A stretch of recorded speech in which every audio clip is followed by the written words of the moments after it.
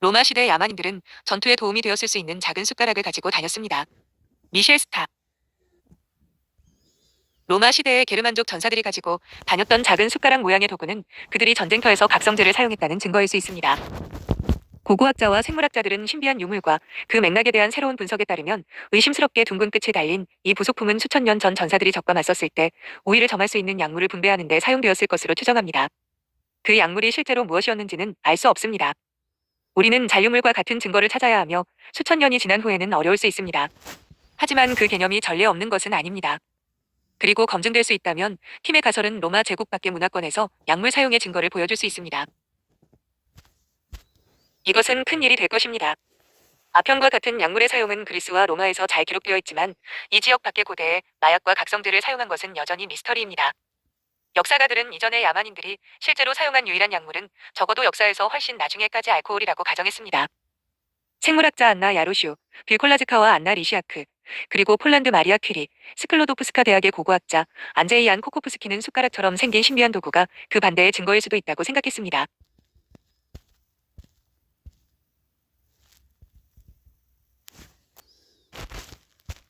이런 이상한 물건들은 현재 스칸디나비아, 독일, 폴란드에 있는 로마 시대의 매장지에서 계속 발견됩니다. 손잡이의 길이는 4에서 7cm, 1.6에서 2.8인치이고 한쪽 끝에는 지름이 1에서 2cm인 그릇이나 평평한 원반이 있습니다. 종종 남성의 벨트에 부착되었지만 벨트의 기능에는 아무런 역할을 하지 않았습니다. 연구팀은 이 숟가락 모양의 물건을 주에 깊게 연구하고 측정하고 부장품에 포함되는 방식과 매장된 맥락을 연구했습니다. 그들은 116개 지역에서 241개의 숟가락을 카탈로그화하고 몇 가지 흥미로운 관찰을 했습니다. 가장 의미심장한 것 중 하나는 숟가락이 종종 전쟁의 장신구에 포함되었다는 것입니다. 그들은 전쟁 희생 장소에서 발견되어 전사와 직접 연결되거나 무기의 요소와 함께 제공되었습니다. 연구자들은 논문에서 이를 통해 이 도구가 전사의 갑옷에서 흔히 볼 수 있는 부분이었다는 주장을 내세울 수 있게 되었고, 이를 통해 전사들이 스트레스와 힘든 일에 직면했을 때 약물적 자극을 주는 것이 일상이었다는 결론에 가까워졌습니다. 라고 썼습니다. 확실히 전례가 없는 일은 아닙니다. 몇 가지 예를 들자면 1차 세계대전 중에 코카인이 자유롭게 사용되었습니다.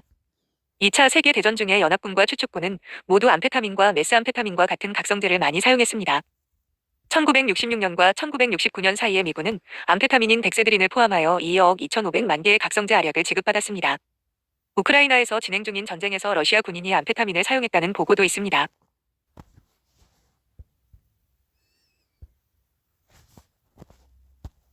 연구자들은 그들의 논문이 확립되자 잠재적으로 자극제로 사용되었을 가능성이 있는 게르만 야만인들이 이용할 수 있는 재료를 조사했습니다. 곰팡이, 아편 양귀비, 홉, 대마, 헤인베인, 벨라도나와 다투라와 같은 가지과 식물을 포함하여 꽤 많은 재료가 있었습니다. 부족들이 이 식물 중 어떤 것을 사용했는지는 불분명합니다. 하지만 인간은 수천 년 전부터 약물을 사용해 주변 세계에 대한 경험을 바꿔온 오랜 역사를 가지고 있습니다. 로마 시대의 게르만족 야만인들이 전혀 약물을 사용하지 않았을 가능성은 낮아 보입니다. 만약 이 팀의 연구 결과가 확인된다면 우리 조상들이 어떤 삶을 살았는지에 대해 더 많은 정보를 알 수 있을 것입니다. 연구자들은 다양한 종류의 천연 제제가 인체에 미치는 효과에 대한 인식은 그 발생과 적용 방법에 대한 지식을 수반하는 듯하다. 고스고 이러한 불을 약용 및 의식 목적으로 의식적으로 사용하려는 욕구도 있었다고 덧붙였다. 분석은 프레이스터이스치 자이츠크리프트에 게재되었습니다.